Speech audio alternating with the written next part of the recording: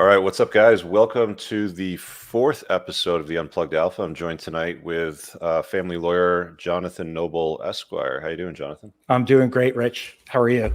Awesome, awesome. And if you've watched me for a while, you know I've done a few other collabs with him before last year, and he's always got some good insight. And I like the way that he presents stuff. He has his own YouTube channel. I've tagged him in the title of this video. So if you're keen on what he has to deliver tonight, go follow him and subscribe to his channel. He puts out some really good content. Thank you. Let's get started first with the story. Let's throw it up on the stream. And as you guys are coming in, do me a solid and make sure you hit the like button. It just helps me out a little bit with the algorithms as we do these live casts. So there was a spinal surgeon, and I titled this basically Divorcing Problem Women / Deceptive Women, whatever it is that you want to define it as. But this can happen, and it probably happens more often than guys like to admit, because you don't like to be duped. And if you're a high value guy and you've been lied to and duped, you probably want to keep it quiet. But this one made the media. A spinal surgeon divorces his beauty queen wife because she led a secret life as a high-end hooker, earning $700,000. So I'm just going to rip through this real quick, and then we'll go back to the full screen, and Jonathan will chop it up a little bit from his perspective. But this spinal surgeon, Dr. Han Jo Kim, settled his divorce from a former beauty queen named Regina Turner. Court documents reviewed by New York Daily News. The surgeon reportedly discovered the ex-Miss Connecticut had been engaging in sex work. This allegedly happened before and during their marriage, which began in 2015. He claims Turner received cash payments from men totaling $675,030 in cash deposits from 2015 to 2021. So that was a little over $100,000 a year she made hooking, I guess. According to reports in court documents, Dr. Kim reportedly seeking to void the marriage on the basis of fraud. This is her looking all snacky on stage during her Miss Connecticut appearance. I think this is 2011 she won this title. It's a beauty pageant, and here she is doing, the good old pose with the kid's bicycle, putting training wheels on, saving the West, Miss Connecticut. And here's Dr. Kim, the spinal surgeon who was making $3 million a year in 2018, according to this article. You know what? I know that Jonathan dove into it quite deep. There's a lot to unpack with this, and this doesn't always make the media. So rather than read the article and bore you with what the media has put together, why don't we give the floor to our good friend Jonathan Noble, the lawyer, who's going to shed a little bit of light on this from the legal perspective, from the legal mind. Yeah, thank you, Rich. First of all, as you start to look at the facts as they're presented to us, and we don't know everything because we weren't part of this marriage or relationship, but he's 41, she's 32, so he's about 9 years her senior. And in order to become a surgeon, you may or may not know, it takes many, many years. It's college, then medical school, then internship, residency, probably did a subspecialty in spinal surgery. So he could have been in his mid-30s, when he was no longer in school and looking to get married. And along comes a very pretty woman who must have cast a spell over him, for lack of a better term, and they married. And he gave her a great life. But what he obviously didn't know was her secret life, where she was earning substantial amount of money sleeping with other guys or entertaining other guys' desires, however you want to frame it. So now, if you really think about it, the guy's got to be pretty smart, at least book smart, to get all those credentials and to be a spine surgeon. I think that the process to get into a surgical residency is like a pyramid. It's very difficult. There are other specialties that are much easier, but surgery is hard, and spine surgery must be extremely difficult. So he's extremely book smart. But even the smartest guy can get captivated if he has one-itis, or he has blinders on, or he's just not watching out what's going on. So this is a tale. It's like a learning moment, a teaching moment, where even someone like that, who should have all of his wits about him, is married to someone, that bond under state law, and he didn't know for 5 years. Now, I think there was one picture that you may have shown that was taken in 2011. So they got married in December of 2015. 2015, yeah. Right. And then he found out about this in December of 2020. And those are important dates. So based on what I've been able to discern about the procedure in this case, he filed for an annulment versus divorce. What is that? What is that versus a divorce, so they know? Okay, so an annulment basically voids the marriage. And in most jurisdictions, there's void marriages, which mean as a matter of law, the marriage is non-existent. What would create a void marriage? Well, if you marry someone who isn't yet divorced from their former spouse and they didn't tell you that because they couldn't find their former spouse, that's one scenario that could create a void marriage. Or if you're 16 years old and you marry another 16-year-old, and then you turn 18, your age of majority, and then you can go to the court and say, I want to annul this because I didn't know what I was doing. That could void a marriage. There's another quirky area of the law where you're not enough degrees of consanguinity is the term, where the blood relationship between you and the person that you married isn't long enough. Like you marry your first cousin or something, that would void a marriage. So there's all these quirky ways that you can get out of it. But then there's voidable marriages whereby you marry someone based on duress or fraud, which I'm sure he alleged in this.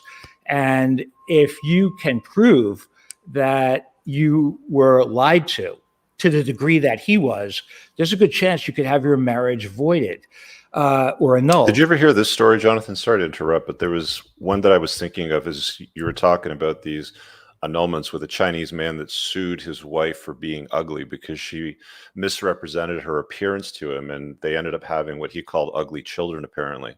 Did you ever hear this story? No. Wow. Did he win? I mean, people sue for the craziest reasons. I wonder what wins 120,000. I mean, like you'd have to dig through some of the records on this one to make sure that it's confirmed. But this was a story that popped out a few years ago. It was around, well, here it is. It's 2012. Wow. I don't know where that's located, but I'd love to read the statute that he sued under, to try to get relief because you married someone ugly. Like, didn't he see her walking out of the shower? Didn't he see her when...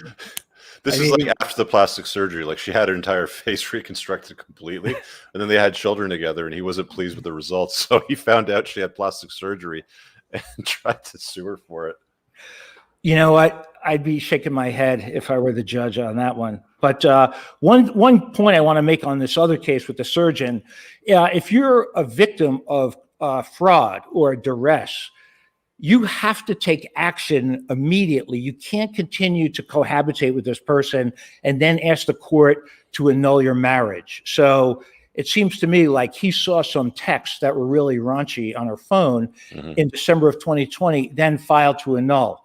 Is there a limitation period on those sorts of actions when it comes to annulling marriage? Because my understanding was like, you can annul it if you were drunk, you went to Vegas, you got married, and you're like, oh, that was a bad idea. And 4 weeks later that you can annul it. But is there like a limitation period that says that you can't do anything after 2 years, 5 years, or anything like that? You'd have to read the statute in each jurisdiction. Like every state, every province has their own marriage and divorce statutes. I'm just looking quickly here. You don't want to let too much time lapse, especially if it's a claim of fraud or duress. The way the statute reads, at least in Pennsylvania, there's been no subsequent voluntary cohabitation after knowledge of the fraud or release of the fraud, duress, or coercion. So you're not going to be able to plead that this person lied to me. So he took action right away. I'm assuming that the New York statute's similar, where you just can't continually cohabitate and then just one day wake up and say, you lied to me. And if you look at the totality of the circumstances, in his case, she lied to him about where this money was coming from. She was building an app. That in and of itself may not have tipped the scales in his favor. She lied about her education. I don't know, man. That would have never graduated high school. Right. She said she had 3 years of college, but he wasn't marrying her because of her college degree or lack thereof. She was very pretty. I mean, there's no way around it. So he took action right away, and that's how you protect your rights, whether it's child custody or duress or fraudulent marriage. But what does that do if he got an annulment? It gave his attorney great leverage. Why? Because if your marriage is annulled, you don't have to go through the divorce machine. So he's able to settle everything. So you don't deal with child support, alimony. Well, It's child as if the support, marriage never happened. right? Child support Exactly. would if you had kids, but alimony, it's like you're never Out. married, so we didn't have to deal with that. Right. Clever. Okay, Right. Gotcha. So that's a great strategy to say, look, if you want, we'll go forward with this. He had a humongous case against her built. Did they have children? Not to my knowledge. Okay. Yeah, So I didn't see anything in that article. Yeah, he doesn't have anything to do with her now. If there's no connection, there's no children. Yeah. And I think the articles would have said there was a child involved. Yeah. So just a word to the wise. If you marry someone, don't sit on your hands if you think that there's some reason why the marriage could be voided or annulled. You want to take action because you're not going to get sympathy from the courts if you wait too long. Mm. So as far as limitation period, that's a state statute, so it varies from state to state. yeah, and usually the appellate case law will give the attorney guidance in terms of how the cases are decided in that jurisdiction. So I'm assuming since he found out in December 2020 and filed it that month, that the New York statute, it has wording that's similar to Pennsylvania. It says you can't wait. You must take action to protect your rights and file for an annulment. Why, and that makes sense. They don't want to let people who know they're a victim of fraud say, I think I'm going to wait and see if we could work this out. Either you want to file for an annulment or not. Because if it's not that serious, maybe you're not going to file for an annulment. And then he was successful? Well, he settled the case the day of the hearing. Like, it sounded to me like on the courthouse steps, they said they made an offer to settle everything. But he had so much leverage because I thought he had a great case to annul the marriage. Then she'd get nothing. And the details of the settlement are not public? No, nobody responded to comment based on what I read. A fascinating case. If he filed for annulment and won, and she filed an appeal and lost, he won on appeal, and it was a published opinion in New York, it would open the floodgates. Why? Because people would say, well, my wife told me that she'd always be in yoga instructor shape, or she'd always be, her weight would be proportional to her height. And she lied a few years later. Now she's obese. And, and people would start looking for reasons that the promise was broken. So we're not going to get that in this case. But I think he had a huge opportunity. If she wouldn't settle, and if he had to try the case, I think he would have gotten a good ruling, and he would probably have had a great appeal, based on his attorney skill at trial, because that's really what the appellate courts look at, is just the record. You don't get to retry your case on appeal.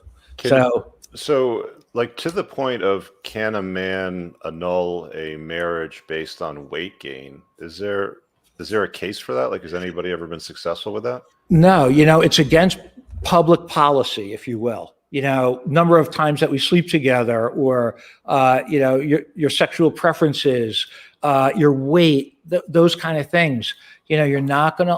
That's not gonna be upheld. It's just, you can't put those kind of things in prenups either, because prostitution is, though. Prostitution's legal. So why is there an exemption for a beauty queen prostitute wife who covertly behaved this way and misled, the husband? I mean, there's no be the devil's advocate here. I mean, go ahead. Argue that putting on 100 pounds of weight, because sitting at home and eating ho-hos all day is a breach of the marriage contract as well, because it's deceptive. She showed up hot in yoga shape and put on 100 pounds. Yeah. To me, the answer is clear. Yes.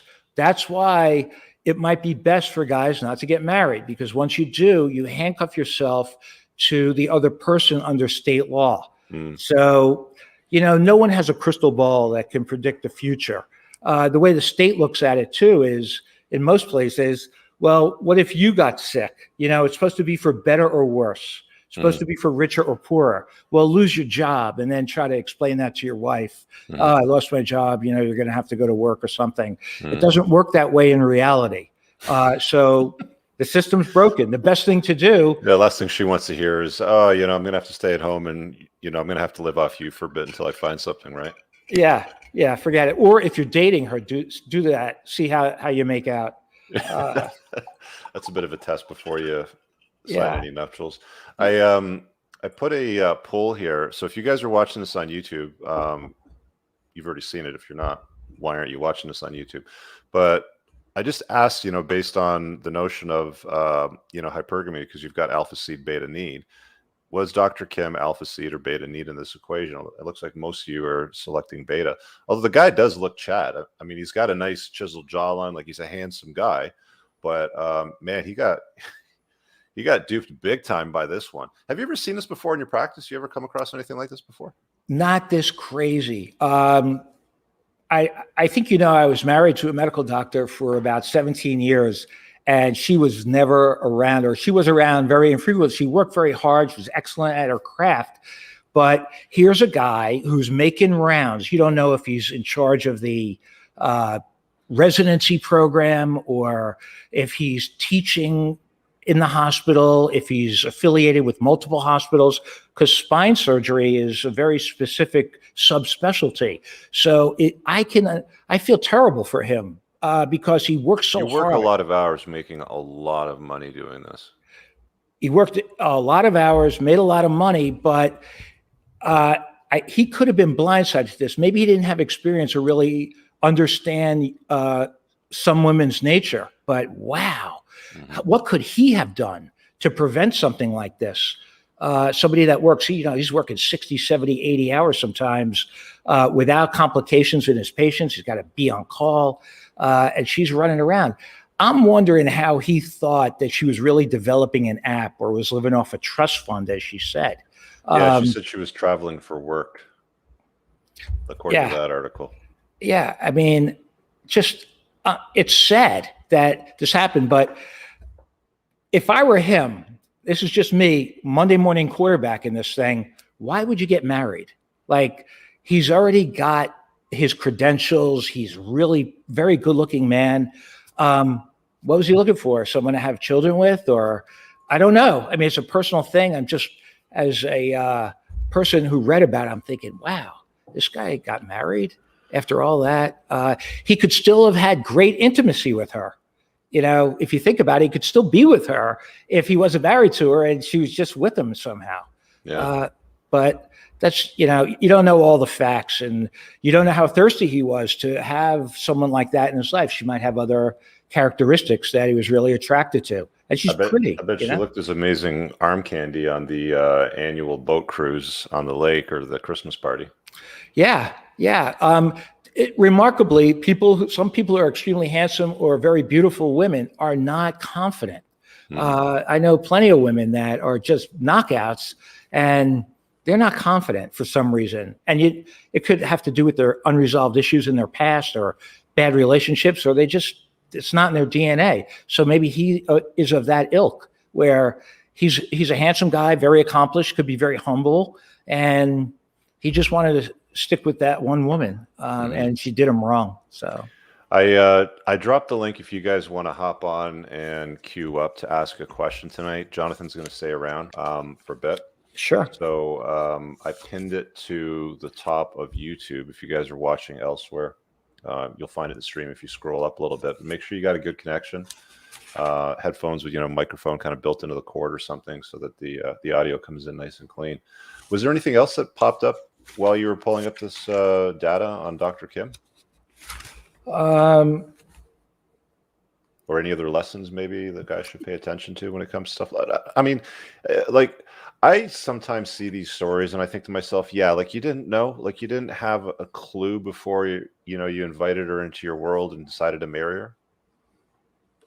Is that something that you see happen a lot in your practice? Are guys deceived that often? Yeah, they get deceived once in a while. And it's already too late. There are one or two children in. It could be a few years in, and what I see a lot, which I don't know how you could vet for this, but I see guys get married to their heart's desire, and then their heart's desire says, I got him. I got him. I don't have to take care of myself. I could do whatever I want. I could be disrespectful. I mean, that's really painful to see, but it happens a lot. And well, I'll tell you how you can vet for that. I mean, like, watch how she behaves to other people that aren't you. I mean, if you're dealing with the actor, if you're dealing with the representative when you're going out to dinner and she's rude to the wait staff, or, you know, the busboy, the coat clerk, you know, for example, the guy that parks your car, you know, the valet, if she's rude to those guys, but she's pleasant to you, guess what, buddy? Because you're going to be next at some point too. Totally. You know, she's going to pull that exact same move on you at some point in the very near future, probably after, you know, the nuptials and the I do's and all that sort of stuff. Right, exactly. You know, I just, in my notes as I was reading about this case, you know, you got to vet very carefully. And we say that every time, but even if you're the most careful vetter, people can change, and some can wear that mask just long enough to get married, and then you're finished. You got to stay firm to your truths. I see a lot of guys who they get married against their better judgment. You know, I thought she was like the best I could do, and I didn't have that much experience, and my family was pushing me, and, you know, I like that warm body at night, and yikes, that's a recipe for disaster. But it happens a lot. Guys, when you come in, when you click that link to queue up to ask a question live, there's a private chat on the top over there. Make sure you let me know what it is that you want to talk about or what your question is, just so I can sort through you. So Glenn, I see you just popped in there. Just, you know, head over to the private chat and let me know what it is that you want to talk about. How long did they date before they got married? Did it say anywhere? Well, if he was in a picture with her in 2011, I am assuming at least 4 years. So 4 years. So he met her at the Miss Connecticut that she won, or around that time, married her in 2015. So, I mean, he gave it a good few years. I mean, I've always said you want to give it at least a couple of years to see what she's made of, right? You know, see what happens when bad stuff happens in a relationship, how she handles stress, stuff like that, right? Or if she doesn't get her way, or you give her the no. I'm not doing that. No to a woman and watch how she responds. You're going to learn a lot about them when you do that. Right. Now, if you're on your purpose and you're running a business, or you like to fish or hunt or play hockey, whatever brings you joy, and that's getting in her way, no, don't do it. I don't care who it is. You're going to end up in my office, and we don't want you here. You know, we want you to be happy. But, you know, the title of tonight's talk was divorcing problem women. So I have like a short list of things that you might really want to have your guys think about. Number one thing, if you find yourself in a bad situation, now, if you're not married, it doesn't matter. You could just walk. But there's exceptions to that too, that I'll talk about in a minute. But keep your emotions in check. Never get emotional. Some of these folks are crazy on the other side. You don't know if they're a sociopath, a psychopath, narcissistic. So keep your emotions in check. It will just feed and perpetuate a bad divorce if you react to anything she says or does. All right. So gray rock is my watchword to the guys. Just gray rock it, man. Pass it over to me. You get a nasty text. She says something to you nasty outside the courtroom. Let it go. All right. Anything that's really relevant, pass it along to me, but don't start fighting. Always focus on the end game if you're going through a bad divorce. You know, you want to get out of this with your skin, all right? You made a mistake. Somebody wants to take your head off for no fault of yours. Focus on the end game. And that's usually a good recipe to get everybody focused. And my side, calm, gray rock. Don't fight about it. You got to come to grips with the fact that you gave it your best shot. You know, don't beat yourself up. All right. More than half of the first marriages end in divorce anyway. You're not the first. You're not going to be the last.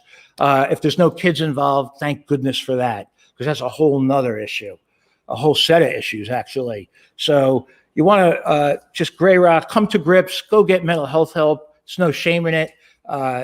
Get counseling. And let's see. Here's a couple practical tips if you're going through a nasty divorce too, that I tell all my guys. stay off of social media. All right. Especially if you're dating a starlet or, some beautiful woman. No way are you on any social media. Why? You're going to stir the pot. All right. We don't want to stir the pot. We want to get out of this with your skin. All right. And more if we can. So don't give her any excuses to deny a proper settlement or a good offer. All right. And that beautiful babe that you've been dating, keep her off of social media. And to that, don't even introduce her to your kids. Let's get through this without them going to mom's house and saying, wow, daddy's new girlfriend looks like Miss America. All right. It happens. Some of these guys are, they're finally free from a couple years or more of a sexless marriage. And they have they're terrific guys who are in shape and fit, got their money right, got a target on their back, which is another thing I talked to them about. Mm-hmm. And of course, I'm telling everybody who's looking for a lawyer, search vigorously and select wisely. There's no rush. If nobody's been served yet, make sure you have somebody that you can work with and it's got your best interest and is going to do what needs to get done. And once you choose somebody, listen to them. Listen, okay? Because if you don't, why are you paying them? Why'd you hire them? There's enough lawyers out there. Pick somebody that you like and that you're going to listen to. This is kind of, for lack of a better word, crass, but it's true. Like it or not, the way the laws are set up in most jurisdictions, unless you want to be in a situation that could bring a world of hurt, if you want to get married, you should try to marry someone who's at your economic level or higher. It's just the way the laws are written. If you are making a lot of money, let's say mid six figures, and she's never made more than $40,000 or $50,000 a year, she doesn't have the earning capacity. Like, let's say, so you're going to be on the short end all along the way. All right, whether it's child support or spousal support, or in some jurisdictions alimony pendente lite, in some jurisdictions alimony. I mean, so the economics are always a factor, unless you're one of the few fortunate ones who have an amicable parting of the ways, where she says, I don't want anything. There was a great illustration of this recently, too, because when Dr. Dre settled with his wife, I think he's paying $300,000 a month to her. Nobody really said too much aside from that sucks. But when Kelly Clarkson, about a week later, settled, and she's paying her ex-husband, who was making less money than she was. So what Jonathan's talking about, don't marry down. She's paying something like $250,000 a month. It's quite a bit. It's slightly less than Dre, but it's still several $100,000. Everybody lost their ever-loving mind. Oh, on what ground should a grown-ass man have to rely on, like his wife or his ex-wife to pay for his lifestyle and blah blah blah. It's. I mean, I'd love to say it's bizarre, but it doesn't surprise me that, nobody says anything when Dre's got to pay big bucks, but Kelly Clarkson, everybody loses their mind because he should be able to stand on his own 2 feet. Yeah. I mean, the Dre situation is a 2-hour discussion because it's so interesting, at least to me, and California laws are what they are, just like Ontario laws are. They're nothing like many of the other jurisdictions that I'm familiar with, based on what I've read about Ontario. British Columbia trumps Ontario, frankly, and we could talk about that for a minute. But one other thing that I wanted to point out when you're talking about problem women and vetting, you really got to know their past. Now, I'm a baby boomer, so I date women or dated women who have been married like 2 or 3 times, and the story is always the same. Oh, he was this, he was that, or he was abusive, or he was lazy. Like, it's never their fault. It's like always like. I have a video coming out soon on that topic. So obviously my eyes are wide open and my ears are wide open, and I just listen and process and say, holy smokes. She's the common denominator in every single one of those matrimonial equations. And if she's always pointing and sputtering at him, he cheated, he was abusive, he was financially abusive, blah, blah, blah. Like, one of the questions you can ask women when they start lecturing you on how bad all men are that have been in her life. So what did you do wrong in those relationships? Right. Right. Like, see if they're willing to take some ownership. Another tip off for me, at least, was when I heard I only got XYZ in my first divorce, or he really got away with so much. And I know there were accounts in the Grand Cayman Islands, and he had a lawyer who was a bulldog. And so whenever I would hear something like that, I'd be like, go be somebody else's problem. This is crazy. So I'm mentioning this kind of thing because maybe there's guys out there who haven't heard this, or they don't have anyone to tell them, trust your gut and listen. And this is not made up stuff. It happens all the time. And you want to try to never be in a position where you are in a bad divorce or you're trying to divorce a difficult person. I've seen the most vindictive people in my divorce practice. And at the end of the day, they end up spending everybody's money when they could send their kids to Europe or wherever. It's just crazy. But it goes back to the emotions. Don't let it get the best of you. I got some super chats to clear here, and guys in the waiting area, we'll put Glenn up first. He actually super chatted us early on. He said, I can tell you the costs I've paid because of women who lie in court and out of court. So he's in the waiting area. Glenn, I'm going to pull you in just 1 second. And we got DigiNomad here. I'm buying Bitcoin, Cardano, and Ether, not a divorce. He's a smart man. All right, Glenn, you ready to roll? Yeah. How you doing, brother? Doing good. How you guys doing? Hey, Good, Glenn. man. You got a How story are you? for us here? Oh man, I got a few. So I recently got divorced about a year ago after 13 years. Where are you located? California. Okay. Wow. Okay. Yeah, it was interesting. And it was like, and even before that, I've dealt with other women in court, other issues like false allegations and stuff, and had to beat that case, which I did, thank God. But there's stuff that it's just like they don't realize the consequences of these lies, and there's no accountability for them. Like when me and my wife divorced, it came out because she had 3 affairs in 10 years that I didn't know about. She was accusing me the whole time, and I'm doing trying to do the happy wife thing, and trying to constantly prove that I wasn't doing anything.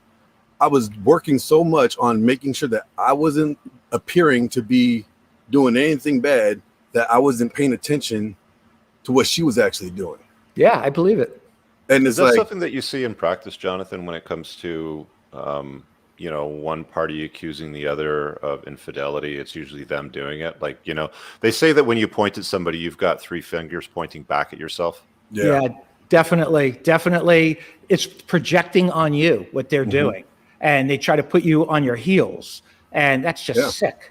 You shouldn't have to deal with that kind of stuff. But when you're married, it's not easy to get out of it, and they'll throw anything. It's like when they throw the kids involved too. It's a whole nother thing. It's like she didn't make any bad claims in court because there was nothing to make. I mean, she's in the military, so originally, and I was in the military, and I know that adultery is actually an Article 15 court martial.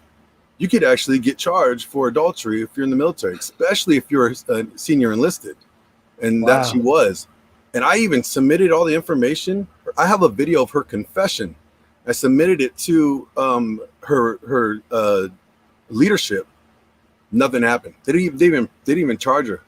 But again, I know guys that when I was in, that was getting charged for infidelity in the service, and they were losing rank, they were losing money, And it's crazy. Why do you think they didn't do anything about it with her? Is it just because she's a woman? Because she's a woman.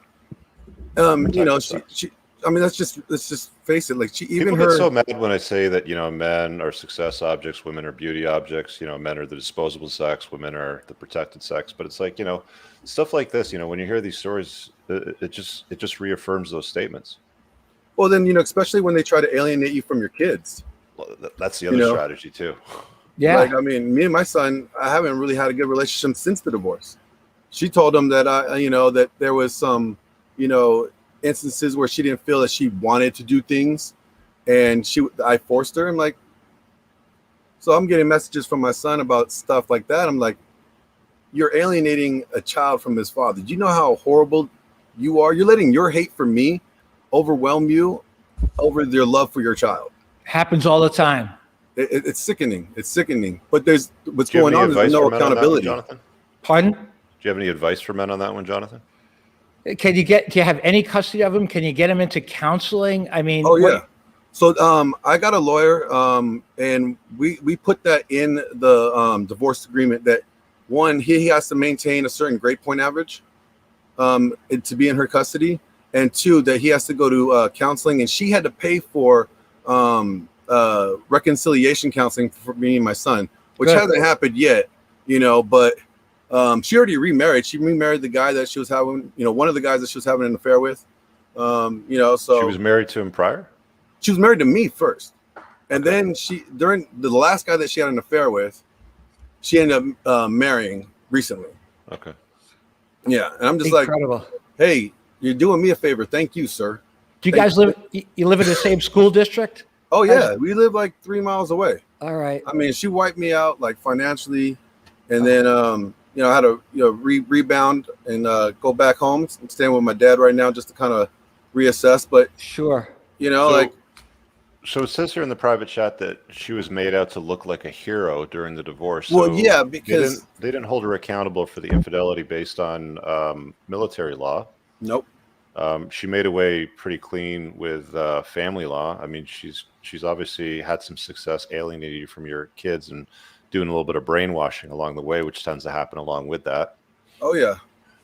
I think it's a common theme for women to do, and honestly, in general, because I have a daughter that's 16, and her mother told me when she got pregnant that she had a miscarriage. I didn't find out for years later that I had a daughter. And then when I tried to get in her life, her mother kept me out of her life for 12 years. Just recently, my daughter knows the truth about what her mom did, but there's no accountability factor. I lost 16 years of being in my daughter's life, and she had 16 years of being told I'm a monster and all this other bullshit. Oh, sorry, Rich, for cussing. But, it's like, there's no accountability for women, and that's the problem. I mean, that's why I don't encourage guys getting married at all. Yeah, like bottom line, don't waste time and energy. I mean, I want to hear Jonathan's, take on this too, but I don't think it's a good use of your time to try to hold women accountable. There's an entire like genre, and I've seen this out on YouTube now, where like guys are like trying to hold women accountable publicly on their streams, and it's like, it doesn't work. Hold yourself accountable first. Make some better choices first. Oh yeah, I blame myself think, for a lot of it. I blame myself for being stupid enough to believe a lot of it, and not once bitten, twice shy, right? Yeah, it's just like, what?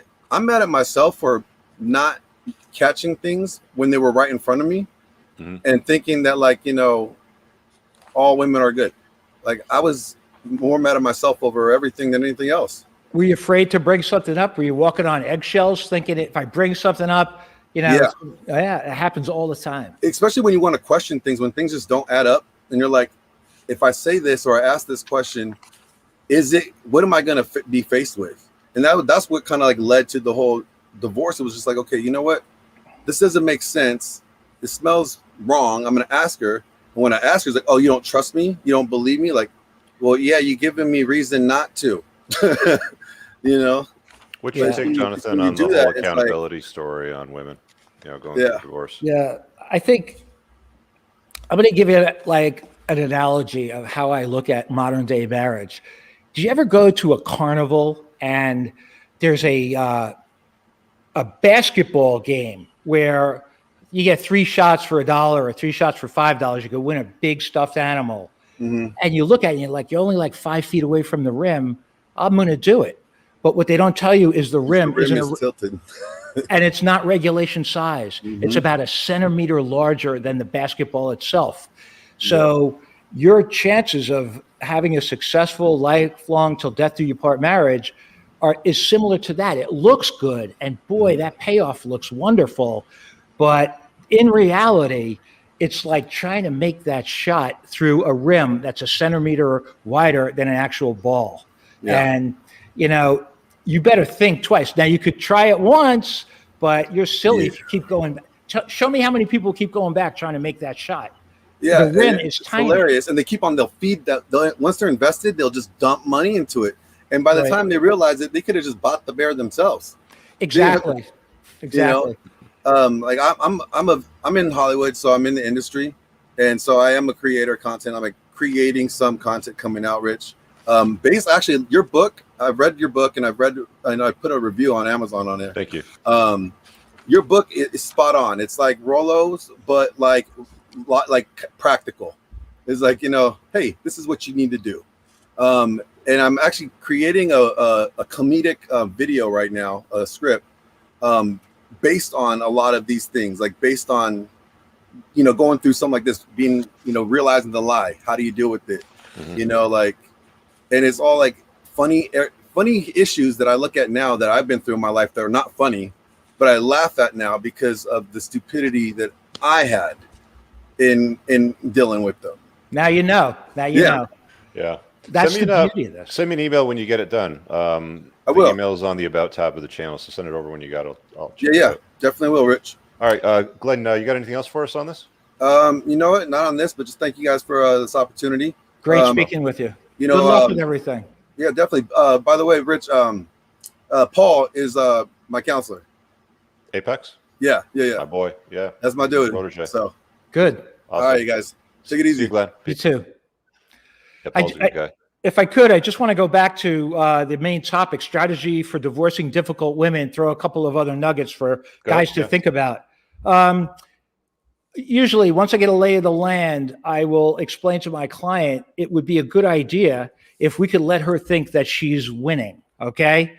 And this is how we're going to do it. We lay everything out on the table, put a strategy together. It's okay if she thinks she's winning. That's going to move the case forward. And that's what will help resolve as many issues as we can. Typically, judges love stipulations. Whenever the parties could agree to anything, then they're not burdened with trying to decide it. And they pull their hair out to try to get it right, believe it or not, in most jurisdictions that I'm familiar with. So let her think she's winning. That's the secret. Like how important is that? Because I talk to guys about that all the time, and I don't think they understand the gravity and the significance of letting her believe that she's won. I mean, I've called it a pound of meat, from time to time too. I had to give up a pound of meat during my own divorce. I don't talk publicly about it, but all guys at some point going through the divorce grinder probably have to, if you're going to come to the table and you're going to sign an agreement, she's got to feel like it's a good deal for her. Like she's got to feel like she's one up, even if it's a millimeter up, a foot up, like she's got to feel one up on you, right? Right. Exactly. Even if it's a millimeter. Yeah. But there's so many moving parts in this whole thing. It's her personality. You really only know as a divorce attorney what your client tells you. So you have to really screen everything out. What sounds believable? What's not believable? What can I prove to the court that you're telling me? So if you could just let her think she's winning, sort of like a psychological edge, good luck. Let her think she's winning, and that's great. At the end of the day, chances are you're going to be able to make up whatever you're losing and more if you're smart about it. The other thing is don't let yourself be manipulated. Like the gentleman Glenn just said, many times guys are walking on eggshells, especially towards the end of the marriage, whether they're made to feel like they're trapped or they're in a sexless situation. They're trying to support everybody. It's a mess. But don't let them manipulate you. Stand up at some point, because you're training the other side how to treat you through a divorce. You got to stop the nonsense right away, or else it's going to spiral out of control. So it's a balancing act, but you can't get trampled on, or else it'll never end, especially if there are kids. Yeah. I got Kevin in the waiting area. Kevin, you ready to hop on? It looks like you're at work. I can't tell if you can hear me or not. Yeah? Just give me a thumbs up. Yeah, you're good. Okay, so I'm going to pull Kevin in because he's got something here for us. Beautiful. How you doing, bud? Hey, how are you doing, Rich? Is the audio good? Yeah, you're fine. Yeah, what do you got for us tonight? Thank you. All right, how are you doing, Rich? How are you doing, Jonathan? Great, again, thanks. I'm at work, so just excuse the choppiness with the video, but the type of job I'm doing, I can talk and work at the same time. A little bit of background story on me, actually. So I used to be in the Air Force. Was married, recently divorced. Same with the last gentleman's name, Glenn. I was an aircraft mechanic, and I am father of 2 daughters, and I had both of my daughters while in the military. So one of the things that drew me to leave the military, or I should say finish my contract, was that my daughter was born shortly before I was deployed. And one of the things I don't even wish on my worst enemy is that the feeling you get when you come back from a deployment, you've missed the first year of your childhood, your child's childhood, and the child doesn't recognize you. So at that point, I realized, well, I need to finish out my contract, and I don't want to, I want to become a father. Well, fast forward to the end of my contract, and I was putting my ex-wife through school in nursing. She obtained her bachelor's in nursing, and the plan was, I discussed with her, this was back in 2014, was that, can we sustain on you working, because you'll be making more than what I did in the military while I find some work and I transition out. And by this time, my second daughter had been born. They had been planning to deploy me, and those in the chat that know about the military, the U.S. military at least, is that typically once you're in the separation process, within less than a year, they won't deploy you, or they'll cancel any deployments if you don't re-enlist. So with that being in play, and the same 2014 was the year prior to me separating, my second daughter had been born, and we went ahead and separated out. She got a job in nursing, and just the whole rigmarole, how it goes with most people. You hear the same story over and over again, where it's like, it's a sexless marriage, there's a tension, there's a disrespect and nagging. It's the whole modern woman thing, right? And let's just speed it up a bit to recently times, and more to what I'm trying to build up to, is that my two daughters, right? I'm a Hispanic background, and I don't know how to say this without being outside of being politically correct. But my first daughter, you can tell she's my daughter. Skin tone, attitude, behavior, everything. Second daughter, she came out, mostly white and doesn't really behave in the same manner I do. But, I still own her as my daughter. My name's on the birth certificate and everything. I come to find out that this was maybe a few weeks ago. So she was friends with someone in the nursing college, and I was friends with her husband. And they divorced shortly after they graduated, and then he knew some people at the college, and they were for some clarification, this is in Florida, Tampa Bay area. It was University of South Florida. So they all went to USF, and I found out that she married last month to somebody that I didn't really approve of. I don't even met the guy. And he knew her back in 2014 during the year I was separating, also the same year that my second child was born. And everything starts like, I haven't done a paternity test yet, but I'm just like, I don't even know if I even should at this point, but it's something. How old's the second daughter? She's 7 years old. 7 years old. And the first daughter? 9.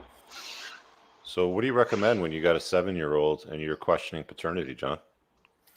Well, you've already acknowledged paternity. And once you do that, I don't know where you're located now, or I don't know if you're still in Florida or what jurisdiction you're in. But Florida.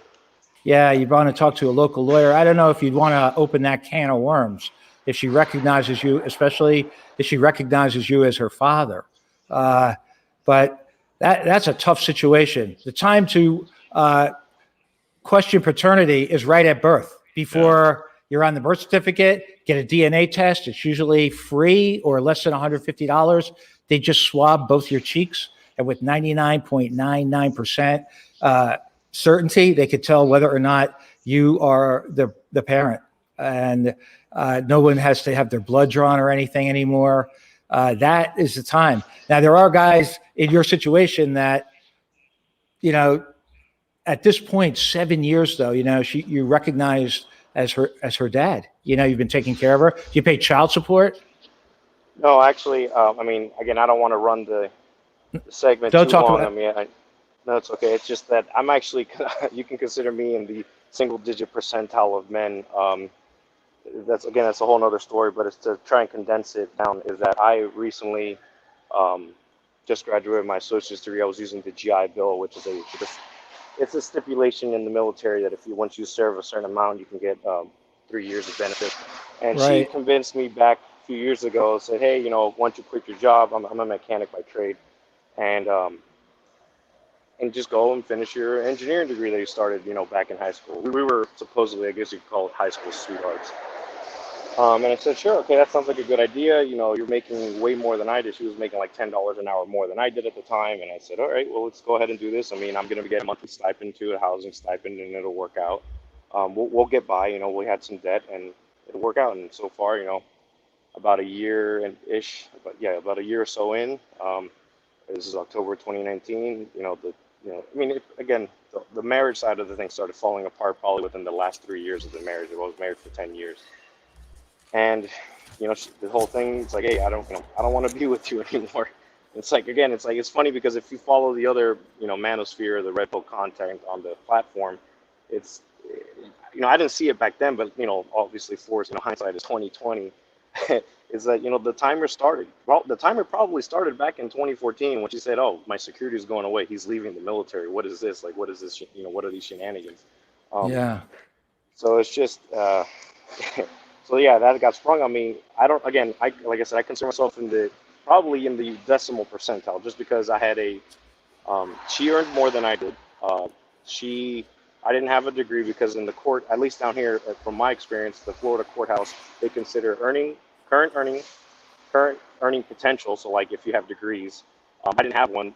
I had a young female judge. She was in her late 30s, and at the hearing, she even said, "I see you're not pursuing child support. You are entitled to it. Would you like me to grant it?" And me being my dumb self, especially with all of the turmoil she's trying to put through, she's trying to commit like psychological acts to me through the kids. That's a whole other story. But again, with everything being stacked against me, I could have taken half of her retirement. I declined it. I could have taken child support. I declined it. The only thing I took was the alimony. Well, that was just enough to get me out of the house so I could move out and have Guys, my own place.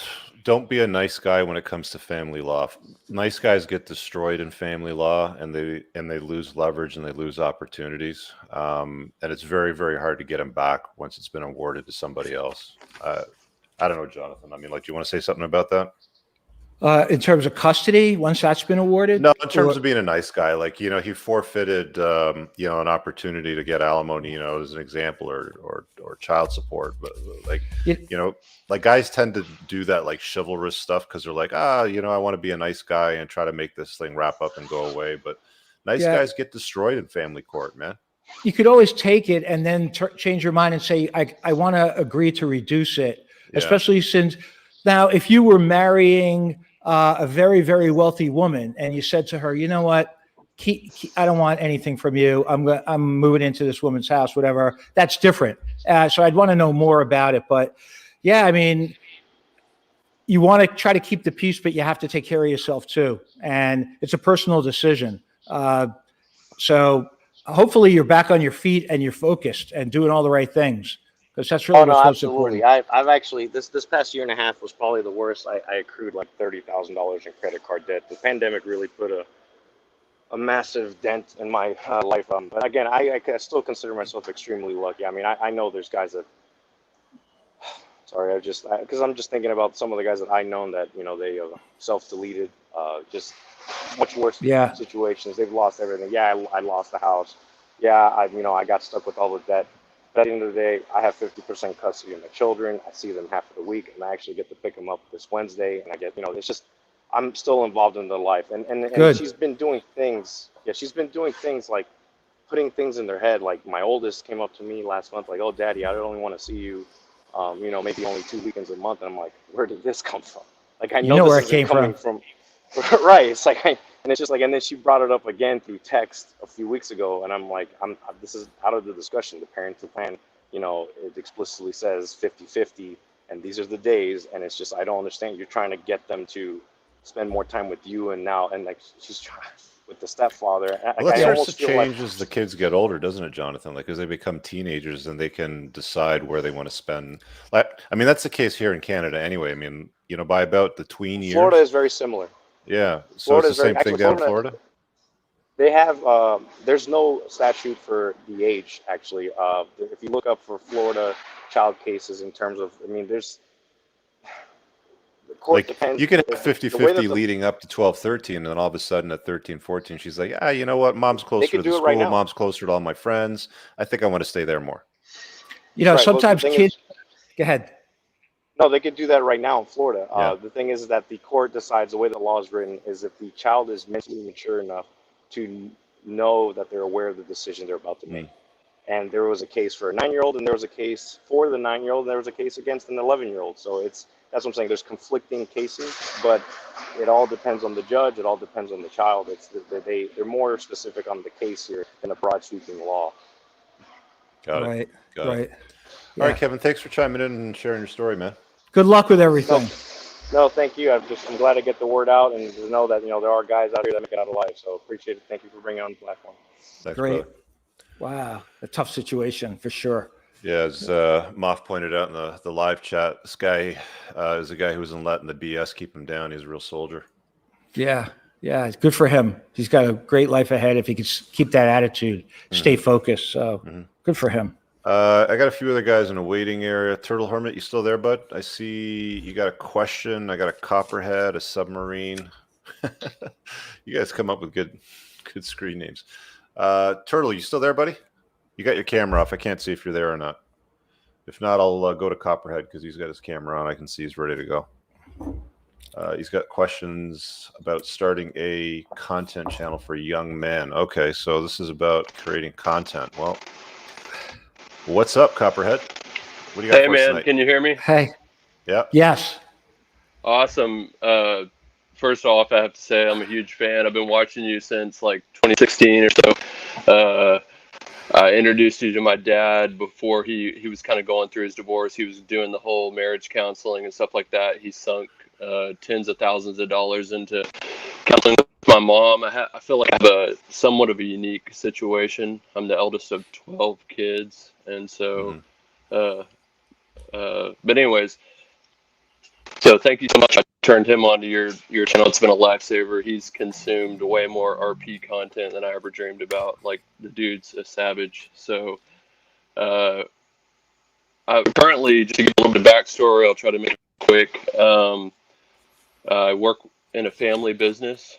My dad's, I guess, the CEO. I would be like the operations manager.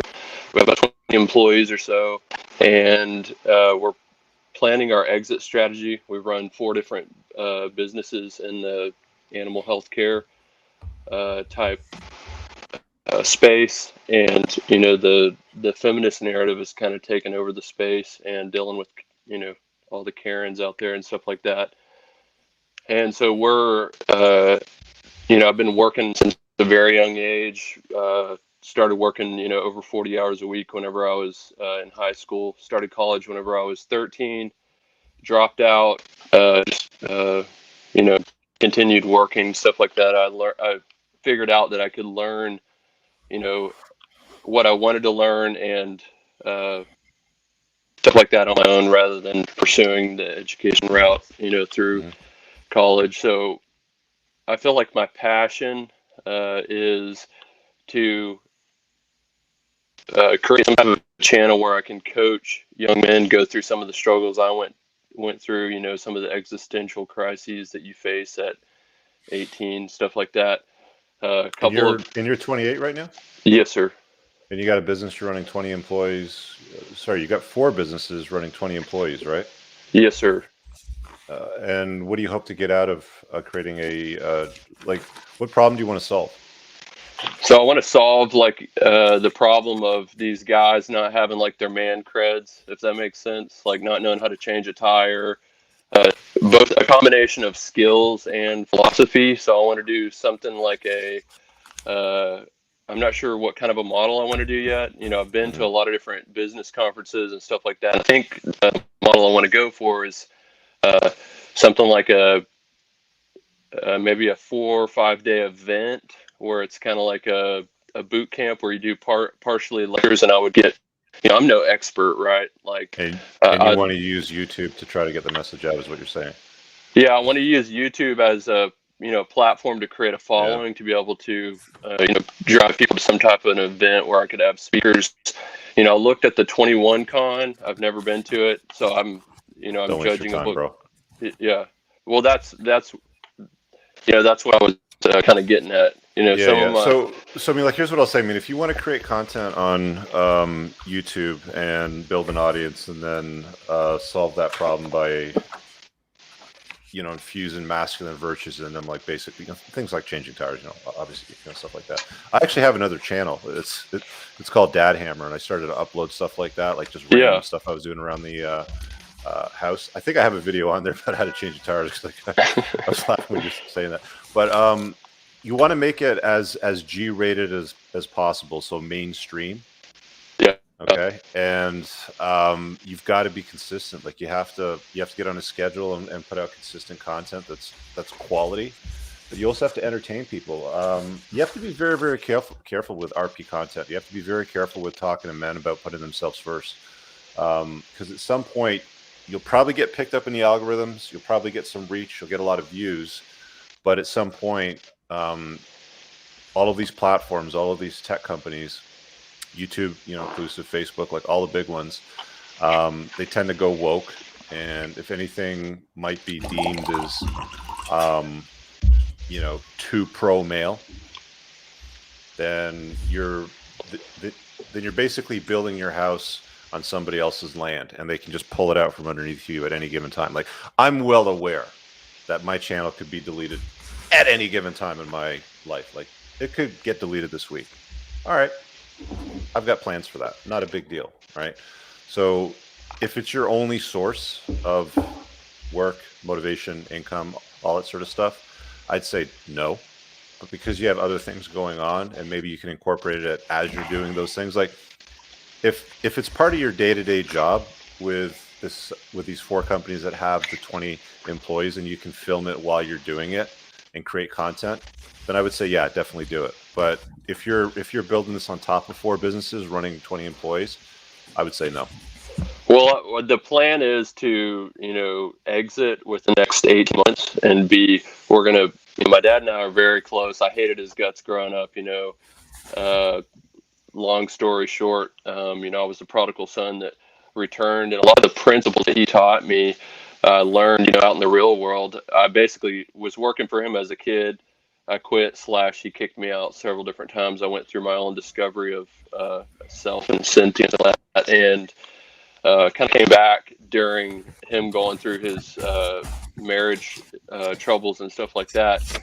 And so we're planning on exiting and taking about a year off and brainstorming. We also have quite a bit of land, and we raise cattle and honeybees. So you got a lot of stuff going on. Build it, but build it G-rated. Build it so that it's mainstream. Because you got to look at YouTube as like the woke mainstream media, because that's where it's gone, and that's where it's continued to go. And I don't see it turning back. I don't see it.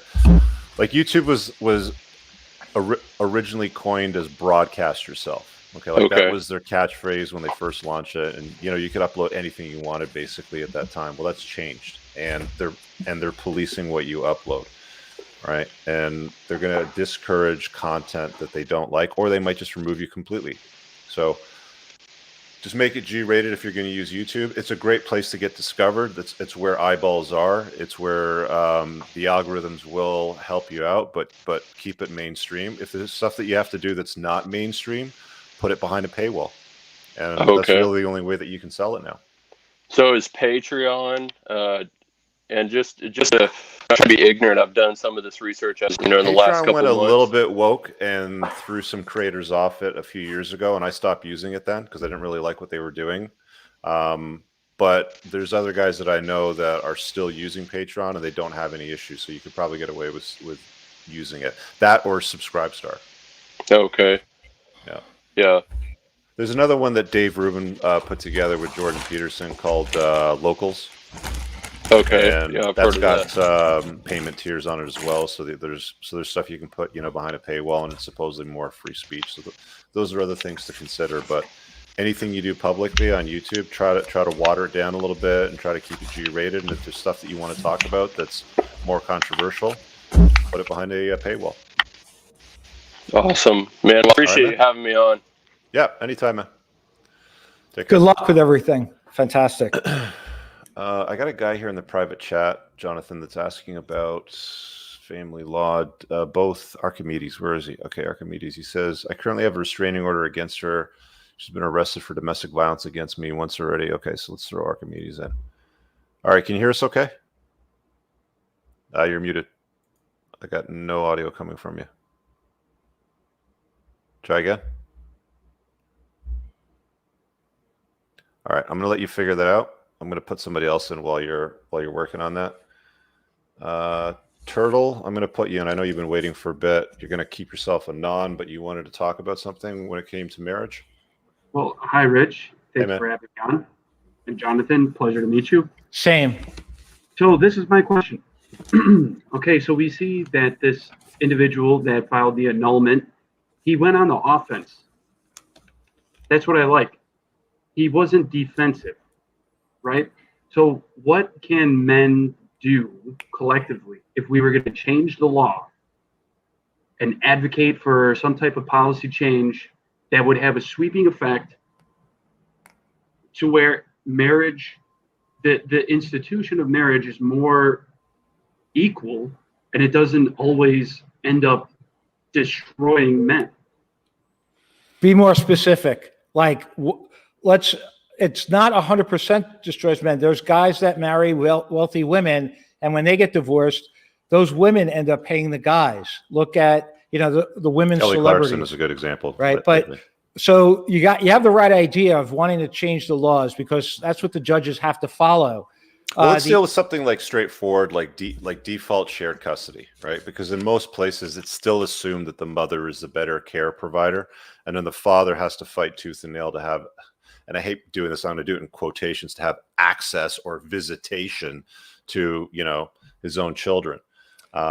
That's usually the starting point for most guys, which is where most of the stress and anger comes from, especially in these private groups where it's like single dads and they're having these like all this discourse about stuff that's going on. So why don't we deal with that part of it? Like, what do you think? Like, how do we solve that for guys like Turtle that are looking to get married but are not that keen on the risk profile of having kids in the West? Right. Okay, so again, the laws vary widely from jurisdiction to jurisdiction. In 2011, I think, in Pennsylvania, which is my area, the law was rewritten to say that the courts cannot be, they must be gender blind, sex blind. Nobody has preference. It's right in the law. And also the old tender years doctrine was tossed out, where a young child should be with the mother. The courts are no longer allowed to rule based on that. And the courts also, through that statute, in child custody cases, must give the reason on the record or in the custody order why they ruled the way they did. So, before that statute was enacted in 2011, courts could just make any ruling and you don't even know what their rationale was. Now, when I get a decision, there's this lengthy discussion about the custody factors and why the court weighed one factor more heavily than the other and discounted this person's testimony or the credibility of what they were saying. But to go back to Turtle's original question, why not go default 50-50? In many jurisdictions, you have to be living in the same school district or pretty close, where the kids have to go to private school. Because why? The bus has to pick the kid up, and you'll have a certain radius in a lot of jurisdictions where if you live 15 miles away from the school, anything beyond that, they don't have to transport the kid. So there's a lot of other reasons. There's also the fitness of the parent. Now, when people split up, a lot of times they may recohabitate with someone else. And in certain jurisdictions, if that other person has a certain type of criminal record, or the kid doesn't like them for whatever reason, or they're not tuned into the kid's needs, you have a good argument to bring the kid over to the other parent, a very strong argument. So now, with that being said, even though it's not in the statute, some judges start at 50-50. Even, for guys, if it's a female judge, male judge, they're all over the place. So you kind of have to know their preferences a little, but they really try to follow the law and do what's in the best interest of the kid. If no one knows the kid better than the two parents, A judge, as hard as they try, they're a stranger in a black robe to a lot of these cases. They don't know the kid. They don't know how the kid sleeps, what they like to eat, what makes them happy, what makes them sad. If they're temperamental, the parents do. The problem is the parents can't work it out.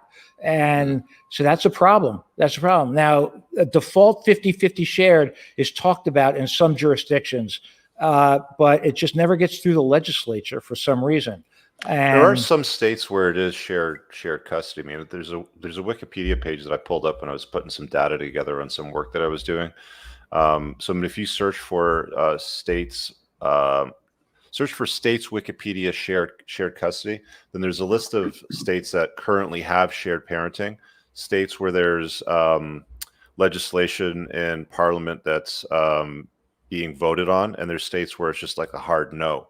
So to offer a little bit of help here for you, Turtle, one, I would make sure, like, first of all, you've got experience with women and you're red pill aware. And I don't think that you have that, you know, based on our last conversation. So that would be like one of the first things that you got to deal with. Second thing is, if you're going to have kids, do it in a state that's not hostile towards fathers. You notice that I didn't say that there's states that are favorable to fathers, or it's like even more, like, just look for states that aren't hostile towards dads. And what I would look for is states where it's default shared parenting, where you shouldn't have to fight over access to seeing your children. So that's the third thing. And the last thing that I'm going to leave you with is don't marry down. I mean, you know, if you're making $250,000 a year as Kevin, you know, the VP of sales, don't marry Becky, the hairdresser, making $35,000 a year, because if the knot needs to untie and she's going to petition to untie it, which she probably will, because 8 out of 10 times it's going to be her, she married up, and you're going to have to maintain her lifestyle more likely than not once you untie the knot. So those would be the main things that I would say that, you know, like if you're hell bent on getting married and having kids, don't do it because you want a partner. Don't do it because you want a wife. Do it. And I wouldn't even say do it. Like, don't even get married. Like, you can have kids and not get married. exactly. Like, you don't need to get married and have kids. But if you got religious, you know, convictions and all that stuff is like bearing over you, fine. Get those 3 main things out of the way before you go and do anything stupid. Like, you know, walk into a contract which encourages most women in most states to break it and be enriched quite handsomely. So be very, very careful. Good to know. All right, Turtles. Thank you. You good? Good luck. Okay, thanks, bud. Good luck with everything. Archimedes, you got your audio? Just give me a thumbs up if you did. Good. Okay, I'm gonna pull them in a second. Let me just get the super chats here because some of them piled up a little bit, and my bad. Andrew said, document everything, video record if state allows, remove emotions, and don't fall for bait to get pulled into emotional fight. You won't win. Don't get emotional is generally good advice, you know, especially when it comes to divorce. Yeah. Gabriel just did a small donation there. Thank you. Crom 4510 says, bring back the content while driving the Audi videos when you can. I miss those. You know, with everything still pretty much closed here in Canada, there's not a lot of driving that I have to do lately. Honestly, man, the cars just sit and they collect dust for the most part. I am doing a 3-day rally towards the end of August in Northern Ontario and Quebec, so I will film that. So you guys will have some pretty sweet content from that road trip. Such a priceless platform for men. Respect. Thanks, brother. Appreciate it. Thank you, Jacob. Gabriel, say no. Have a walk away right now option from anything as much as you love your kids. Told her, okay, I'll deal with that in a second. Told her she won't see me or anything from me if I don't get access to my kids. Just walk away 60 seconds out. It's not always that easy, guys. I mean, I see guys all the time say, I'll just burn it down and give her 50% of the ashes, right? It's like, you might get away with that in certain places in the world, but it's, I mean, Jonathan, like, you're a family lawyer in America. What would happen if somebody, you know, came along and said, I'll just burn it down and give her 50% of the ashes? Not a good strategy. Not a good strategy. Courts are not going to have mercy on you. If you don't get access to your kids, and if she refuses access to your kids, there are enforcement mechanisms in place that an attorney can explain to you that will force you to have access to your kids. No one can deny you access to your kids with limited exception if you pose a harm to them. So that's a mentality that you don't want to have. You know, burn the earth and give her half the ashes. Scorched earth, yeah. That's not the way to go. It's not in the best interest of your kids either. Then they'll be in burnt ashes. So exercise your rights vigorously, but I wouldn't burn down everything. And make sure that you have an enforcement mechanism, i.e. a custody order in place on the docket that you can file a contempt petition against, or however your jurisdiction handles that if she's not in compliance. They don't mess around. One of the problems that you run into here, guys, and I'm sure it's true in some of the states as well, is that like if you set a precedent where you walk away from your kids and a sufficient period of time passes, months, maybe 6 months, I don't know, and you guys end up in family court, or you're trying to hash out the details, and she says, well, he just abandoned the family, he just walked away, he didn't show up, he didn't take up my offer to see the children when it was offered to him, he just took off and told us a pound of sand for 8 months, and now he wants to be a parent, now he wants to share custody, now he wants to have 50-50. Right. That's an uphill battle in Canada anyway. Like, I don't know what it looks like in most states, but I'm guessing it like you're nodding your head there, right? Yeah. Yeah. I'm telling you, don't be that guy. Be the guy that makes the dentist appointment and takes the kid there, and then sends the report to the mom. Be the guy who makes it to the parent-teacher conference and tells the mom, if you can figure out a way. I had a case recently where there were like, 26 kids in this class. It was a second grade class, and like 47 parent-teacher conferences because of all the divorces. If you can do a joint parent-teacher conference or show that you're doing those kind of things, you're going to curry favor in your corner.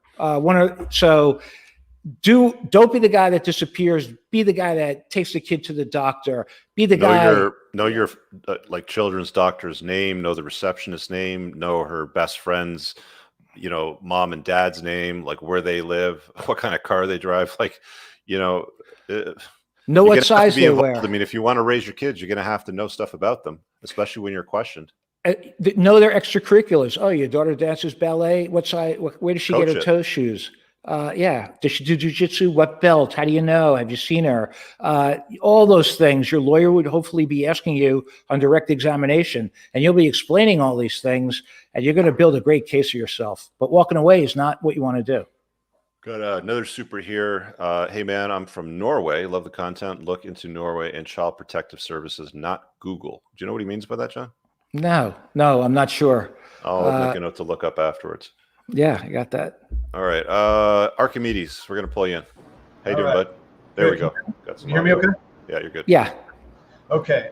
This is a nice segue off what you guys were just talking about because, first of all, nice to meet you, Rich and Jonathan.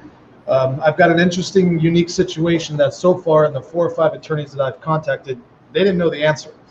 So basically, I already have a small child from a previous marriage. She's 7 years old. She's my daughter. About 1.5 years ago, I fell for a Ukrainian beauty, got married. We've been married for about 1.5 years. There was some arguments in there. What really started to get me was I noticed that my wife started to treat my child poorly, started to verbally abuse her, say things like when we get into an argument, and I would say, please, let's go into the other room. Let's handle it there. We can't do this in front of my daughter. We can't. I have 50-50 custody, by the way. But she would have a bad habit of pulling her into the argument, saying things like, hey, Harper, come here. Do you know your daddy's a horrible man? He's a piece of, garbage. Really awful things. Awful things. So about. Do you have any kids with this Ukrainian chick? I'm getting to that, Rich. I'm getting to that. That comes up with the unique part. So about 3 weeks ago, I couldn't take it anymore. One in particular, verbal abusive night. I made a point the next day. I went to the courts. I got a restraining order, temporary restraining order on her. Got her kicked out. Boy, did that set off a hailstorm. She went nuts. So she's pretty popular as far as social media influencer. As a retaliation for that, she decided to air all of what's going on in our relationship on her Instagram, which she's got 80,000 followers, Facebook, she's got 5,000. And basically she started a GoFundMe page saying, my husband did this, he beat me, he's a piece of garbage, send me money. And these people, I've never met them, started, because she's really, really pretty. So there was a lot of simps out there. Started sending her a lot of money. She got $7,500 that she said she's going to spend on an attorney. So as the restraining order hearing is coming up on the 16th, today we had a readiness hearing. So I get on the remote access call for this readiness hearing, and the judge starts talking to both of us. And this is when I come to find out that my wife, who's 7 months pregnant right now, to answer your question, Rich, she's leaving. She's going to take off in 2 weeks to the Ukraine, where she's from, and I'll probably never see her or my unborn son again. I'm doing everything. I'm doing everything I can to try to keep her here, because if she stays here and the child's born here, then I've got rights. I can be in the child's life. I can do whatever I can. But every attorney I ask, can I keep her here if she hasn't had the child yet? Most of them don't know. They said it has something to do with Hague International Law. One of them said there's nothing you can do if she hasn't had the kid yet. It's not an actual newborn until the birth. So our court case is coming up on the 16th for the restraining order. I also had her arrested for domestic violence about 3 months ago. That court case is coming up on the 9th. I just found out at today's hearing also, she is a retaliation for that restraining order I got on her. She put one on me. It's funny, as I was waiting on hold, the cops could show up here any minute to serve me this retaliatory restraining order. So, there's another question. Am I going to get this restraining order and they're going to kick me out of my own house? Are they going to How old are you, man? I'm 51. She's 34. Okay. John, what do you got on this? Where were you located? California. Yeah, there you go.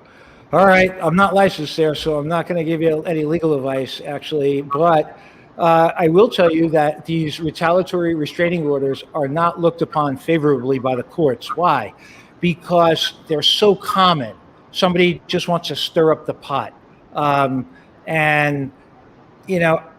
The burden of proof in my current jurisdiction is somebody had to prove that they were in imminent fear of serious bodily injury. Now, I don't know what it is in California, but you should have an attorney represent you, and they'll give you the lay of the land. But what a nightmare. Now, the Hague Convention is a document that was signed by many countries to have long-arm jurisdiction to bring a kid back in, but the kid isn't even born yet. And Ukraine is a signatory, I found out. Okay, so that's good. But even if they're a signatory, it could take a long time to locate her if you don't know where she lives or if she goes underground. That's the problem. Now, is Ukraine accepting U.S. Citizens? Is she a U.S. citizen now? She's been here for 15 years before I met her, so she did become a U.S. citizen about 8 years ago. Okay. Wow. What a question. This would be a great bar exam question, actually. Yeah, it is. I got a take on this, and it's not going to be very conventional, but you're 51. She's clearly shown you who she is and what she's all about, dude. Yeah. You can have a kid with another woman. Just fucking let her go. That's what some of my friends were telling me. They're saying it's a blessing in disguise, but it's my She's son. a disaster. I don't think that she's going to go, though. I mean, like, the way that you're describing her and the way that she's behaved, and, because she set up a life here and she likes the attention, she likes, the Instagramming, that she's got going on here. It's probably, she's probably trying to dupe you, but if she I'll agree goes, with you that she'll come back. I do think she's going to leave. She's got family that are telling her, we'll support you, we'll help raise the child, which brings up my next question. Violent women are a huge red flag, man. Like, if like anything like that pops up before you have kids, she starts throwing shit at you. You get in a fight, she shoves you, she might punch you. That's grounds for immediate discontinuation of that relationship. And it's like, you're done, get out of here. And you call the cops immediately and you change the locks on that door and you never see that chick again. Now you're in a different situation, but I mean, if she leaves, honestly, from my view, let her go, dude. If she does leave, Jonathan, and because she's threatened this to me, she says, you know what, I'm going to leave. I'm going to go raise this child for a couple of years. And then I'm going to come back and I'm going to take you for child support, retroactively. Right. Well, can she do that? It depends upon state law. Again, in Pennsylvania, it's the date of the filing for child support. I can't say it's like that in every state. And why do they do that? To prevent this money from stockpiling up for years and years. It's not fair. Nobody could get out from under that. So I know in PA, it's from the date of the filing. But if she has no domicile, let's say she was in PA, she couldn't file here. She couldn't file unless she was living here, and the child should be here too. I don't know. You need to check with local counsel because the laws vary widely. Women like this are going to make your life a living nightmare, dude. Oh, absolutely. Like, you're going to have 20 years of bullshit to put up with a chick that behaves like you don't even have a kid with her yet. She's already mistreating your existing child. Yep. She's violent. You have to get restraining orders. She's pulling this crap, and your son's not even born yet. Like, you have a long runway of bull crap to put up with this one. So I don't know what the answer, to this one is. There might be things to contemplate that we can't even examine in a quick 5 or 10 minute conversation. But dude, I feel for you. This is a tough one. Yeah. Wow. Jonathan, is it true that somebody told me that if she leaves, like I filed for divorce and she leaves, I think under California law that until the paternity of the child is assessed, our divorce will never be final? Oh, I don't know. That's a great question. How are you going to serve her also if you file for divorce and she's in unknown? I mean, you could do a publication. An attorney in California will be able to figure out how to get her served, because in order for anything to go forward, they must have ways to do it where their whereabouts are unknown. But I could go through her attorney, because she's apparently, all these court cases that are coming up, she's going to take all these hearings remotely from the Ukraine. And the court's allowing that? Are all the hearings remote, like on Zoom or something? So far, this morning's was on remote. The one next week, which is the domestic violence against her, that's going to be remote. And then the restraining order hearing is also remote. Yeah, How well off are you? Make about 160 a year. Okay. Do you have an attorney representing you? Not yet. I got Okay. killed from the first divorce from attorneys. All right, yeah, because you'll do much better with a well-regarded counsel in your corner. They'll explain the law, what your burden of proof is, and that you're going to need to know that. She needs to find a guy that makes $500,000 a year that she feels like she's won the lottery ticket on, and she leaves you alone. You pinned it perfectly. Hopefully he's in Russia. Yeah, you pinned it perfectly. I saw the red flags when I was dating her. She used to tell me all the time, you need to get a second job, make more money. I'm a high-class girl. She was all about the money, but how beautiful she is, that's what I stupidly fell for.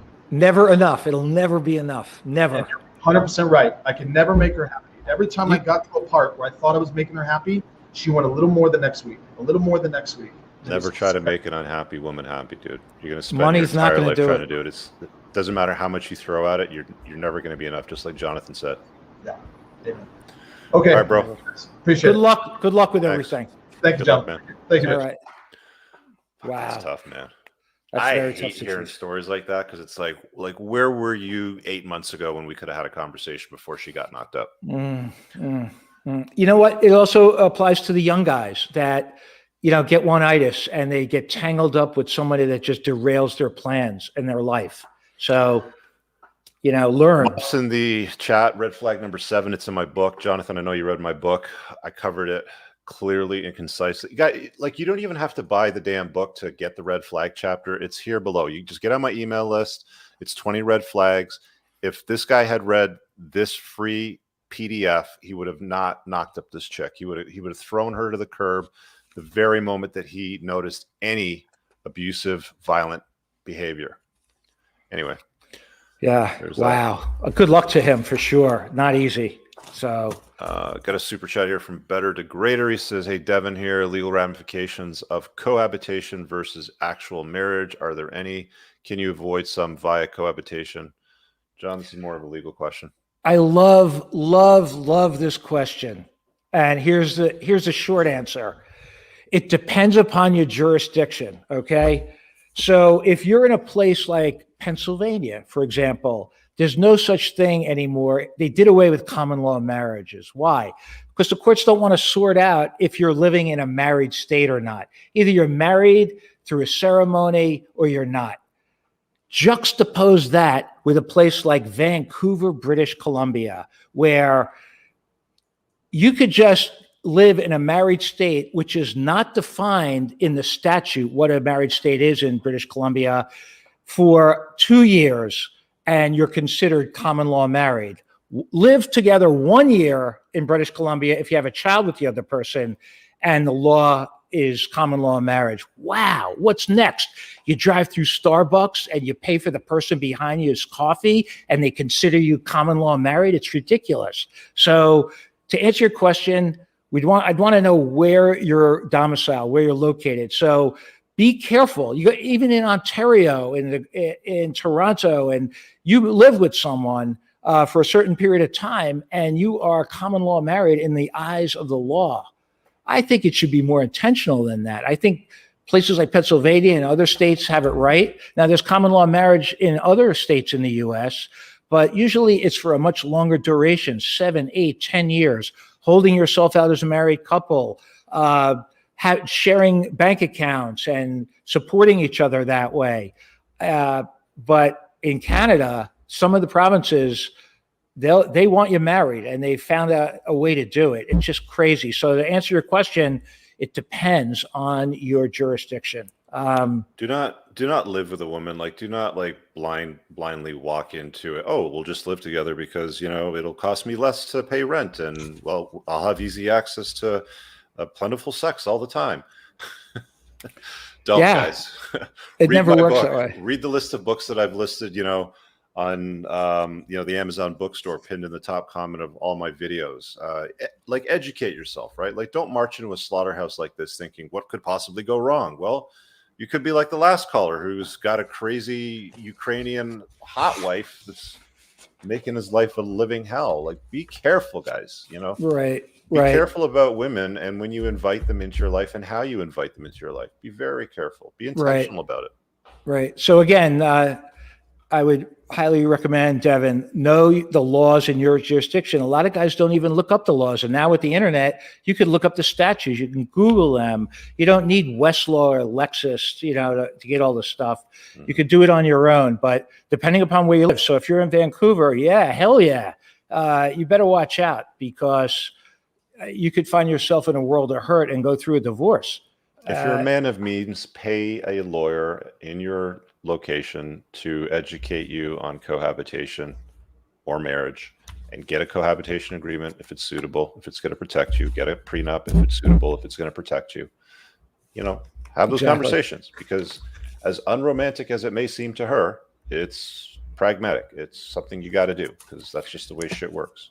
It's better than coming on this show as a call-in and saying, this is what my wife is leaving the country with my unborn child.